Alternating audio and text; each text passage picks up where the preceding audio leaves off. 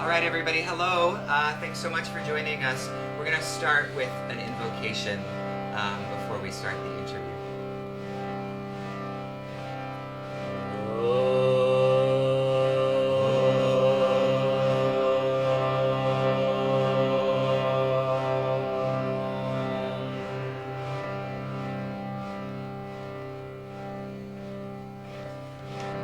Om Namah Shivaya Gurave Sachidananda Murtaye Nishprapanchaya Shantaya Niralambaya Tejase. Om Namah Shivaya Gurave Sachidananda Murtaye Nishprapanchaya Shantaya Niralambaya Tejase. Om Namah Shivaya Gurave Sachidananda Murtaye Nishprapanchaya Shantaya Niralambaya Tejase.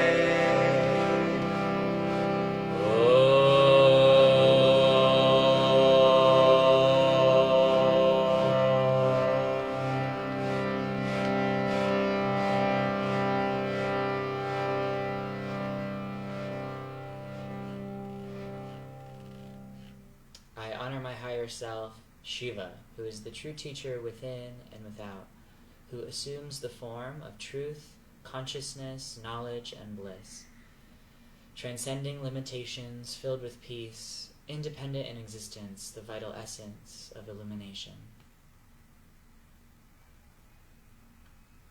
Thanks, Jimmy. Hi, everyone. Welcome to episode 2 of Sadhaka.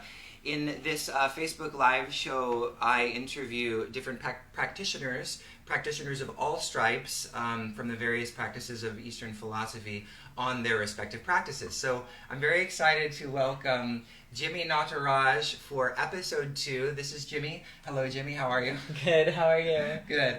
So to start, we're going to talk about chanting today, and obviously we started with chanting. So, first of all, would you just kind of show this little contraption you have here to people who can't really see it or have never seen it before? Yes, so this is a harmonium, and you can see here that it has some billows that pump air through the instrument. On the top here, you see the reeds, which the air passes through, and the little keys, which allow the sound to come out if you're pumping. Yeah, that's beautiful. So now, chanting as a practice, it's probably maybe for some of you out there who, there are a lot of studios that don't actually chant. So can you talk about chanting as a practice and maybe how you got started with it?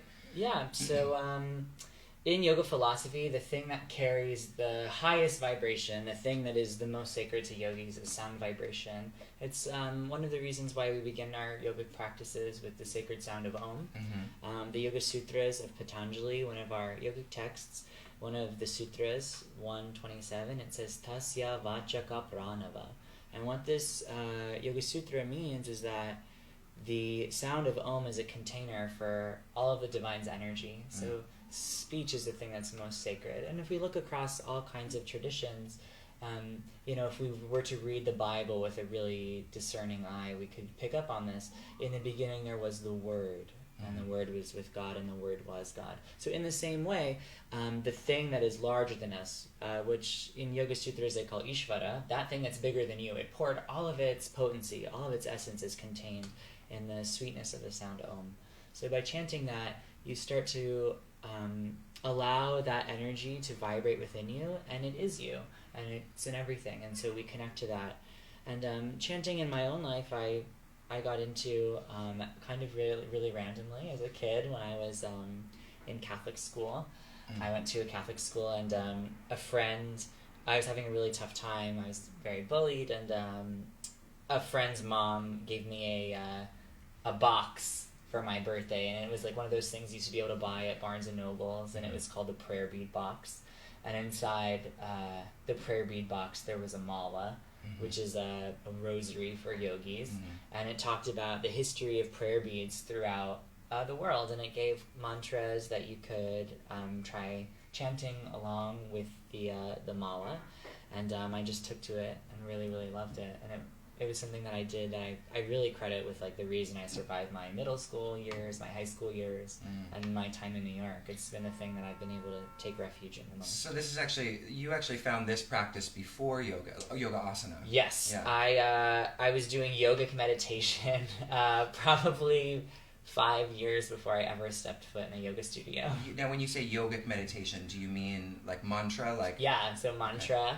Okay. In the Yoga Sutras of Patanjali gives different focuses that you can concentrate on or use to get to a state of meditation, and one of them is mantra. So mantra was the thing that I was doing before I ever even did a single yoga pose. Amazing. But you were dancing at that time, right? That was sort of your first physical practice, and then you started chanting at a young age when you were dancing at that time as well, right? Yeah, I had just started. Yeah, I just started dancing, sort of the most seriously as I'd ever danced before. Up until then it was just sort of like little things here and there. But I was in like a program, like a training program, and that was the thing that. And were the challenges of being a dancer like aided by this practice of mantra that you were, or of chanting? Was it? Or was it more for like the suffering that you went through in like school with bullies and stuff like that? What does Madonna say? Only when I'm dancing do I feel this free. So like I think that some of my first like really ecstatic religious experiences or spiritual experiences came from dancing, and when I started chanting, it was a way for me to have those same kinds of deep-rooted feelings of contentment or well-being or peace that didn't involve dance. Yeah. So it was the first time I ever even entertained the idea that, I could be really, really happy and not just be dancing. I could be happy doing anything. Oh, wow. Yeah. So then, how many years after you started chanting did you find asana? And then were they immediately integrated? Like, did you find a teacher that was also chanting? Is that kind of how you connected to yoga asanas, because the two were kind of connected, or? So from dance, I found yoga asana because at a certain age you start to learn modern dance, and there was a teacher that I had in Virginia, and as a part of our modern dance classes, before we got to like the classical modern technique, we would use yoga as a way to warm up the body for modern. And I started to really love yoga asana because I loved how open I felt and how it improved my dancing. And then I started to pursue yoga instruction outside of dance, and it was sort of right before I was getting ready to move to New York. Well, a few years before I knew I wanted to live in New York, and I was like, so I started taking class at a yoga studio that doesn't exist anymore. Well, now it does in a different incarnation, called My Yoga Spirit, and my teacher, Lisa Rapp, hi Lisa, if you're watching. She will. She is a Jivamukti teacher, and Jivamukti is sort of the style of yoga that really put all the different aspects of yogic practice back together in the West. And so I loved how chanting was a part of this, and I didn't even ever hear the chants that I had been practicing until I did teacher training with Lisa. And before we had every Raja Yoga session, every yoga philosophy session, we'd listen to or chant a different mantra. And then it's when I started to piece together like, oh my gosh, these things that I've been saying all this time are a part of this yoga tradition also. Right. And it was just such a strange homecoming. And so that was then you found mantra, you found the practice of chanting before you found the instrument of the harmonium, right? Oh, yeah. So did you find the harmonium through Lisa? Like, did you, that's how you first found? No, Lisa didn't play the harmonium at that time, and I think it was after like going to kirtan and like seeing all the kirtan wallas, the kirtan singers, like you play the harmonium, that I was like, I gotta get me one of those. I was living in New York at the time, and I found one very cheap on eBay, and it was maybe like $125. It's this one. Wow! Yeah, there's another one over there. Another one that lives in this apartment, and it came in this giant cardboard box that I was getting ready to move back home to Virginia because I'd been in a car accident, and it came the day before I left to go home for Virginia, and we threw a going away party for me, and my boyfriend at the time had carried this harmonium around the town all day, and it's not light. And when we opened it up in the yoga studio that we had sort of broken into to throw this party, this smell came out of the box, and it was like so perfumed and incensed, and it was like packed with newspaper shreds. And we took out the harmonium, and everyone was like, "Play something," and I was like, I don't really know how. And so I opened it and I sort of figured out how to pull out the stops and make some sound. And then I did like a little bit of piano as a kid, and so we like owned. You fumbled through, yeah. Yeah, we just owned. That's all we did that time. At that party, we so just a lot owned. of people still do. Yeah, you just. I'm kind of amazed that you had that harmonium, because that harmonium still sounds pretty good for being it's that never old. had any problems. Wow, yeah. I mean, it's a little bit lighter. It's like a brighter sound, not as good as this one, but it still sounds pretty good. So. Everybody out there, I just wanted you to know that normally I wanted to sit in a couch for these episodes of Sadaka, but Jimmy made me sit on the floor because he said it was important to discuss in discussing the history of the harmonium. So, Jimmy, why are we on the floor? Why do we need to sit on the floor? So the harmonium was created by a Frenchman in the mid 1800s, and at that time, pump organs or reed organs, they had legs, and they played like a piano. Your foot would pump air through the instrument. Yeah. And, like an organ, like an organ, essentially. And so, as that instrument gained popularity throughout Europe, when the British came to colonize India, they brought their instruments, their whole culture with them. And as that sort of mixing of cultures began to happen, the harmonium started to get absorbed into Hindustani and Indian devotional music because they found it could very easily accompany the voice. Yeah. So whereas Western music relies on chords, like these sounds, and then we'd sing over them, Indian music traditionally you would follow the vocal line, and that's when we'd sing. And up until this point, there was a stringed instrument that would be played that was very hard to play, that had to accompany the voice. And so this just made a lot more sense. And so they took the legs off of the harmonium and they applied the billows to the back. And then they sat on the floor because this is the way that traditional Indian music was played. And it became absorbed into devotional music. But because it was brought over by the British, there was always kind of a weird cultural tension between the way this had been absorbed so easily into Indian music and how it represented oppression in a way. Yeah. And for a long time, I think it was until the 70s or 80s, if a song featured the harmonium in it, it couldn't be played on Indian public radio. It was outlawed. What? Yeah.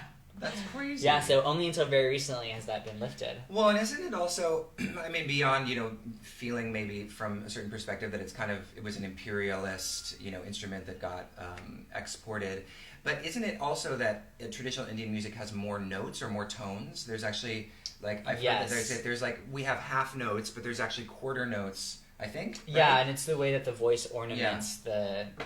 So it actually isn't it's not perfectly conducive to certain styles, right? No. But, we do the best we can. And it's a beautiful sound. Everyone always asks me when I played in classes, where it's from, and you'd be... people. Yeah. I'm always actually surprised at how many people have never seen one before. No, it's great. So now I wanted to ask you about, because I know that you, for a long time, and maybe you still are, but for a long time you were chanting the Hanuman Chalisa, and there's a whole tradition or whole community of people who chant this every day. Yeah. It's very long. I'm not sure how many verses it is, but maybe you want to talk about that practice and what is the Hanuman Chalisa? Why do we chant it? So the Hanuman Chalisa is a piece of poetry. It's devotional poetry. Chalisa means 40, so it's 40 verses in praise of Hanuman, and all the verses are different. And they sort of not only do they praise Hanuman, but they they sing of his glories, all the great things that he did in the Ramayana. And Hanuman is the symbol of a perfect devotee. And even though he is the son of Vayu, the wind god, and he's an avatar of Lord Shiva, he's been cursed with forgetfulness. And so even though he has all these incredible powers, and he can move mountains and swallow the sun and do all these things, he's cursed with forgetfulness because as a child he was very rambunctious and was kicking up dirt next to a yogi whose spiritual practice was to maintain a fire to keep it going.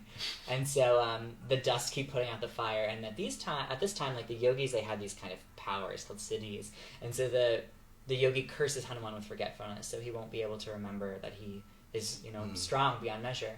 And so the idea is that the devotees of Lord Hanuman, they sing so that Hanuman can remember that he's strong and is powerful. And the first time I ever heard the Hanuman Chalisa was when I was spending some time at Sachidananda Ashram in Yogaville, Virginia, and on Saturdays they chant it in front of a giant Shiva Nataraj statue, and they do a Hanuman and a Shiva puja. Cool. And that was the first time I heard it, and then I heard it when I when I went to Krishna Das for the first time, and I heard him sing, and his guru and the whole lineage that he comes from, they're all about Hanuman Chalisa. And so I remember hearing him sing it and just really weeping like as I heard it, and I just felt so special, and I was like, maybe I can feel like this all the time. And so I began to learn it and just listen to it all the time, and I got a little booklet with it, and I just used to read it and listen to it obsessively until I It's almost memorized. It's almost memorized. Yeah. So I've been doing that. There was a time I took a break, but I've been doing it, mostly on and sometimes off for I guess almost as long as I've been living in New York, maybe almost 10 years. Do you notice when you chant it every day? Do you notice like a qualitative difference in your life? Do you notice? Do you feel sometimes I avoid my practice because. The point of chanting or mantra or this long recitation of this sort of long devotional text is that you chant to remember, and it takes a kind of vulnerability or courage to step up to the plate and be like, yes, like Hanuman is a stand-in for me, and like I can be strong and powerful and devotional and show up for my friends and move mountains and bring big love. And some days that seems like such a tall order. So on the one hand, you don't feel like necessarily doing it, but on the other hand, you most certainly should do it. Yeah. But sometimes it doesn't pan out. But I think we can all empathize with that for sure. Yeah. So this kind of chanting that we're gonna do in a second as well, and you're welcome to join. Those of you who are watching. But it's a style of chanting with harmonium, and it's more melodic than, like, for example, traditional Vedic chanting, which is a little more. I don't want to say monotone, but it is kind of monotone. It's a little more sterile. Yeah, it's in and around the same note the whole time. But this style of chanting comes from a particular tradition, which we actually haven't mentioned yet, I don't think. So do you want to talk about the tradition that this comes from, and also the practice of kirtan, which is something we haven't mentioned as well? Yes. So kirtan comes from bhakti. Bhakti is the yoga of devotion. It's the idea that as people, we're looking to experience who we really are and what we're made of, and that when we finally arrive at that place where we experience an overwhelming quality of love. And what is the highest form of love? The highest form of love is love of God. So by singing God's names back and forth, by chanting them back and forth, or these divine qualities, which they're not things that exist outside of you. We're chanting to like the deepest places within us. And also, as we sing about them, we call upon them, and they're supporting us right away. But there's this beautiful idea in kirtan that it's call and response. So I sing so you can hear and remember, and then you sing so I can hear and remember. And it's this beautiful back and forth of this chanting that goes on. And the idea is that by singing God's names or God's qualities, we can deepen our connection with them, and we can start to experience them or manifest them within ourselves. That's beautiful. So maybe we should do a little of it, yeah? Okay. And kirtan is often is done in a group setting, so it's like also a very kind of communal activity, right? Yeah. It's a practice that you have to do with others. Like loud and proud, yeah. Yeah. And we've had a few actually in the very apartment that we're in. Maybe we'll have one again. You guys are invited. So we're going to chant now together, and Jimmy's going to lead us through, and we'll do it in the traditional way of call and response, and I'll be the response, and I'll chant with you guys at home. So yeah, Jimmy, take it away. Great. How long do Oh, wait. Oh, yes, I'm going to show, maybe a few minutes, like 5 minutes we'll chant. And I'm going to put up the chant lyrics for everybody out there who wants to chant along with us. So, traditionally, like, what the words mean, like, isn't necessarily this way. What the words mean isn't so important. But I think it's, as Westerners, and, because Sanskrit's not our first language, I think, otherwise, sometimes it's just mumbo jumbo. So the idea is that the words themselves, yes, they have a vibration, they have a potency, and that should be enough. But I think it's important to talk about why are we singing what we're singing. So if you see Om Hrim Namah Shivaya, so Namah in Sanskrit, it means reverence to or prostrations to. And what is this thing we're honoring? This quality called Shiva. And the yogis, they had this idea of a Swarupa, a higher self, and they said that this was the really boundless quality. It's deathless. It's the higher self, the part of us free from any kind of anxiety or stress or depression. So when we sing to Shiva, we're singing to our higher self.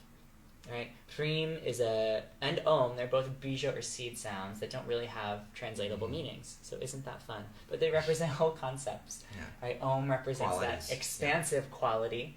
And just like the expansiveness of the galaxy, of the cosmos, I know you love the cosmos, is out there. I do love the that cosmos. same expansiveness, it exists within us, and that the sound that represents that, at least to me and some Sanskrit people, is Hreem. Hreem is the sound of the lotus of the heart.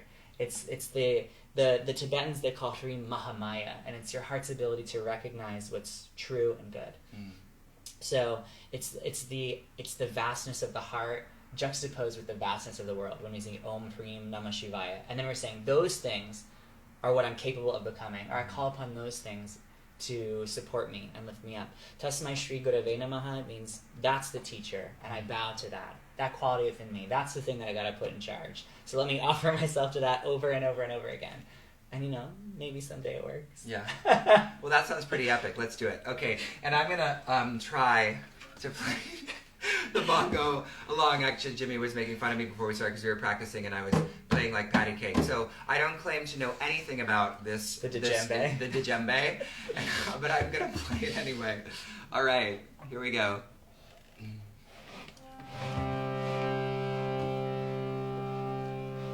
Om Hreem Namah Shivaya Tasmai Shri Gurave Namaha. Om Hreem Namah Shivaya Tasmai Shri Gurave Namaha. Om Hreem Namah Shivaya Tasmai Shri Gurave Namaha. Om Hreem Namah Shivaya Tasmai Shri Gurave Namaha. Om Hreem Namah Shivaya Tasmai Shri Gurave Namaha. Om Hreem Namah Shivaya Tasmai Shri Gurave Namaha. Om Hreem Namah Shivaya Tasmai Shri Gurave Namaha. Om Hreem Namah Shivaya Tasmai Shri Gurave Namaha.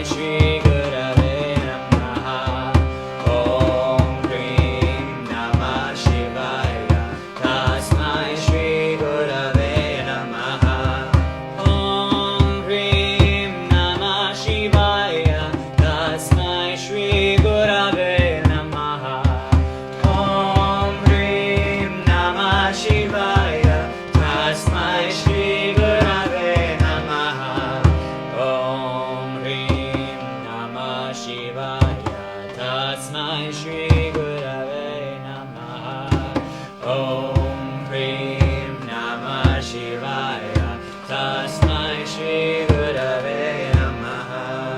Om Hrim Namah Shivaya. Tasmai Shri Gurave Namaha. Om Hrim Namah Shivaya. Tasmai Shri Gurave Namaha. Om Hrim Namah Shivaya. Tasmai Shri Gurave Namaha. Om Hrim Namah Shivaya. Tasmai Shri Gurave Namaha. Om Hrim Namah Shivaya. Tasmai Shri Gurave Namaha. Om Hrim Namah Shivaya. Tasmai Shri Gurave Namaha. Om Hrim Namah Shivaya. Tasmai Shri Gurave Namaha. Om Hrim Namah Shivaya. Tasmai Shri Gurave Namaha. Om Hrim Namah Shivaya. Tasmai Shri Gurave Namaha. Om Hrim Namah Shivaya. Tasmai Shri Gurave Namaha. Om Hrim Namah Shivaya. Tasmai Shri Gurave Namaha. Om Hrim Namah Shivaya. Tasmai Shri Gurave Namaha. Om Hrim Namah Shivaya. Tasmai Shri Gurave Namaha. Om Hrim Namah Shivaya. Tasmai Shri Gurave Namaha.